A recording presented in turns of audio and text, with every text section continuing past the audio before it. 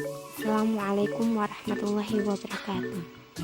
Di sini saya akan menjelaskan bagaimana kejayaan peradaban Islam.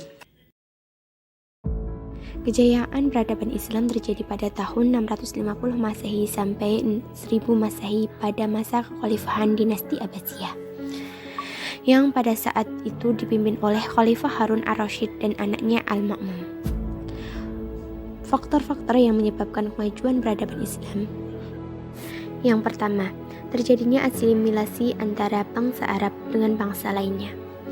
Berkat keberhasilan penyebaran agama Islam ke berbagai wilayah, seperti Eropa atau negara-negara Barat, membuat bertemunya kebudayaan baru yang memiliki khasanah pengetahuan yang baru pula, membuat umat Islam terdorong untuk mencari dan mengembangkan ilmu pengetahuan dari manapun.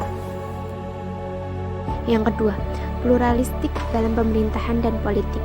Dalam menjalankan roda pemerintahannya, dinasti Abbasiyah mengambil strategi yang berbeda dengan dinasti Umayyah, seperti memasukkan orang-orang Persia dan Turki ke dalam sistem pemerintahan. Contoh, Khalifah Al-Mansur mengangkat Khalid bin Walid sebagai wazir. Lalu, juga ada perkawinan silang yang terjadi antara Khalifah Abbasiyah dengan perempuan-perempuan Persia, salah satunya Khalifah Al-Ma'mun. Tiga, adalah stabilitas pertumbuhan ekonomi dan politik. Pusat pemerintahan yang berada di kota Damaskus lalu pindah ke Baghdad karena disebabkan oleh letak yang strategis di mana letaknya berada di jalur sutra. Karenanya, Baghdad menjadi kota yang metropolitan yang ramai akan pengunjung dan pedagang, dan banyak yang memutuskan untuk singgah dan menetap di kota Baghdad. Yang keempat, gerakan penerjemah. Pada masa pemerintahan dinasti Umayyah, saat Khalifah Muawiyah bin Abi Sufyan memperluas wilayah ke Transjordania dan Syria, menemukan manuskrip kuno dalam bahasa asing di sekitar Damaskus, yang merupakan warisan dari perkembangan ilmu pengetahuan Yunani dan Romawi. Ia kemudian memutuskan untuk adanya penerjemah dari bahasa asing ke bahasa Arab dengan membayar ilmuwan Romawi dan Yunani. Ilmuwan yang berhasil menerjemahkan manuskrip kuno ke dalam bahasa Arab antara lain: yang pertama, Hunain bin Ishaq; yang kedua, Ishaq bin Hunain ibnu Ishaq; yang ketiga, Thabit bin Qurra; yang keempat, Usta bin Luqa; yang kelima, Abu Bishr Mata ibnu Yunus; yang kelima, berdirinya perpustakaan dan menjadi pusat penerjemah dan pengkajian ilmu pengetahuan. Salah satu dari perpustakaannya yakni Baitul Hikmah, yang berfungsi sebagai perpustakaan akademi, pusat terjemah dan lembaga penelitian. Sini saya juga akan menjelaskan bagaimana faktor-faktor kemunduran Islam. Faktor-faktor kemunduran Islam yang paling menonjol itu ada dua. Yang pertama, serangan Al-Ghazali terhadap para filsuf dan ilmuwan yang menyerang rasionalisme dan mengajukan tasawuf sebagai alternatif yang paling mungkin untuk menjadi jalan hidup dan penemuan kebenaran agama.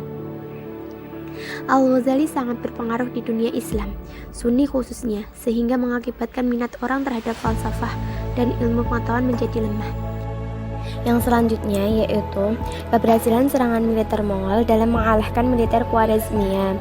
Kejatuhan dinasti Khwarezmiyah terhadap pasukan Mongol membuat wilayah kekhalifahan Abbasiyah menjadi terbuka bagi serangan Mongol. Hal ini tidak mengherankan karena pasukan Arab harus menghadapi serangan pasukan Mongol yang terdiri dari pasukan multinasional. Pasukan ini memiliki berbagai cara dalam menyerang pertahanan kota-kota di Timur Tengah. Dalam serangan pertamanya, mereka dipimpin langsung di bawah Genghis Khan. Serangan kedua dari pasukan Mongol dipimpin oleh Hulagu Khan, cucu dari Genghis Khan, yang setelah berhasil mengalahkan organisasi Hashimshian, memutuskan untuk mengarahkan pasukan Mongolnya menuju kota Baghdad. Ia menolak untuk tunduk terhadap kekuasaan Mongol.